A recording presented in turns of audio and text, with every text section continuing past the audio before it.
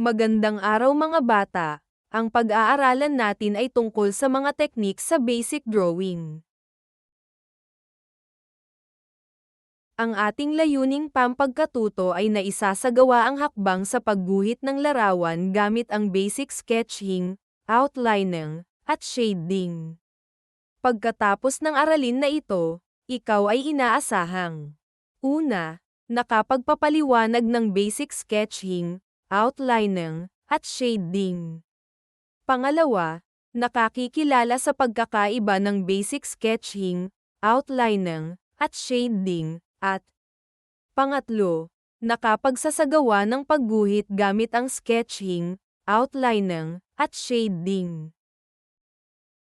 Ang basic drawing ay isang sining biswal, ipinapakita nito ang pisikal na representation ng isang bagay.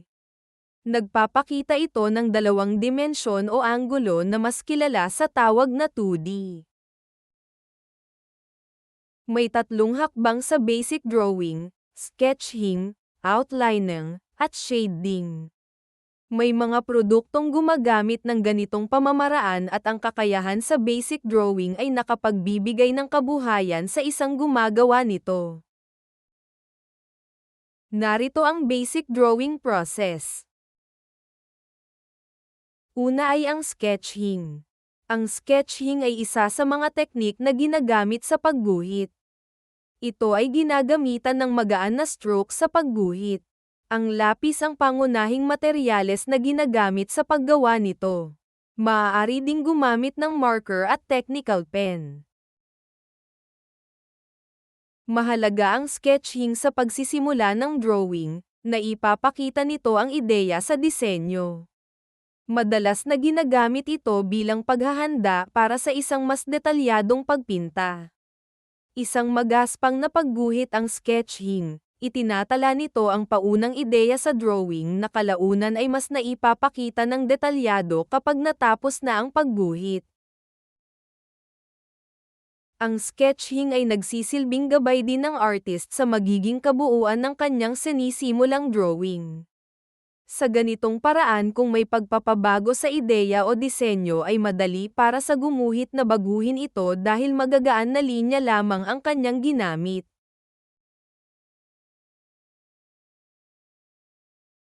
Narito ang ilang halimbawa ng sketching. Una ay ang rough sketching. Ang rough sketching ay ginawa ng walang sinusunod na diin, kapal o sukat ng mga guhit o linya. Sa kabuuan, ang sketching ay nagpapakita ng isang buong biswal na prototype.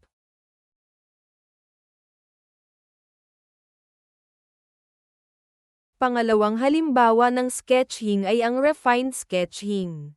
Ito naman ay naglalarawan ng konsepto ng bagay sa pagguhit. Sa pagguhit nito, ginagamit ang detalyadong mga linya na nagpapakita ng larawan o disenyo.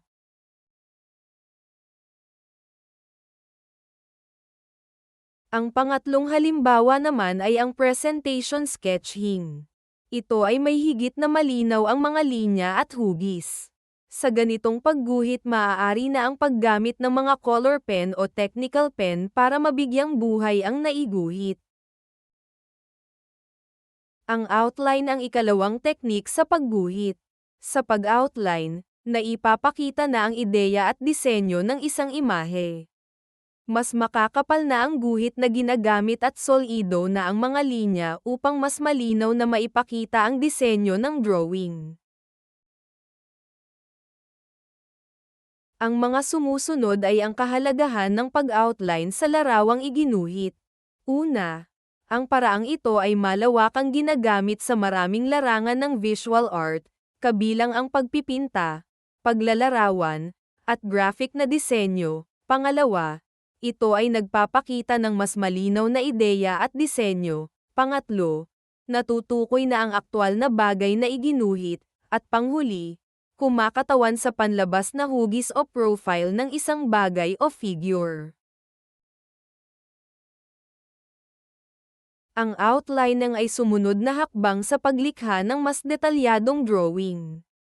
Nagsisilbing gabay para sa pagpapakita ng disenyo at proporsyon ng isang bagay na ginuhit. Ang outlining ay isang guhit balangkas upang magplano at maipakita ang ideya bago gumawa ng mas detalyadong drawing.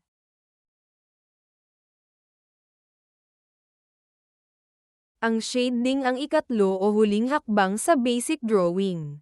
Gumagamit ng iba't ibang linya, nipis at kapal ng tinta ng lapis o pen upang mas mapaganda ang imahen ng isang larawan. Sa paraang ito ay higit na nagkakaroon ng buhay ang iginuhit. Kapansin-pansin ang paglutang ng ideya o disenyo. Naipapakita ang kabuuan ng disenyo o larawang iginuhit.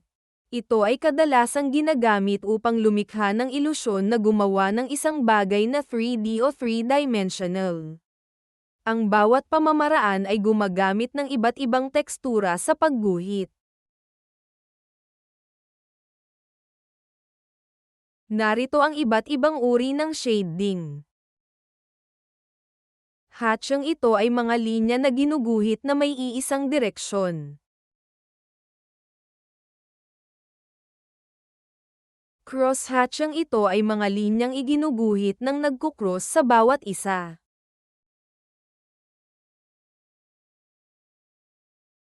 Rendering ito ang mga linyang nagpapakita ng pagtama ng ilaw sa isang bagay.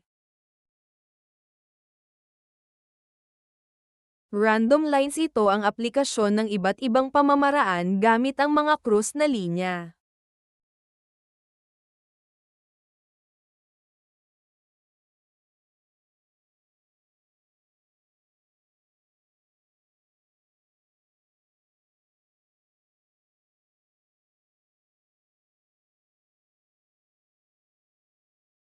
Unang gawain.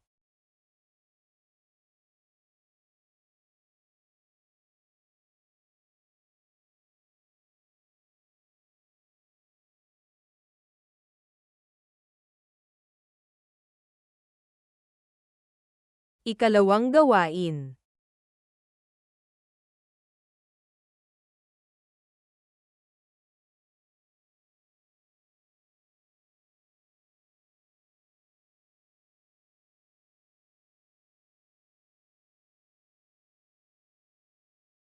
Ikatlong gawain.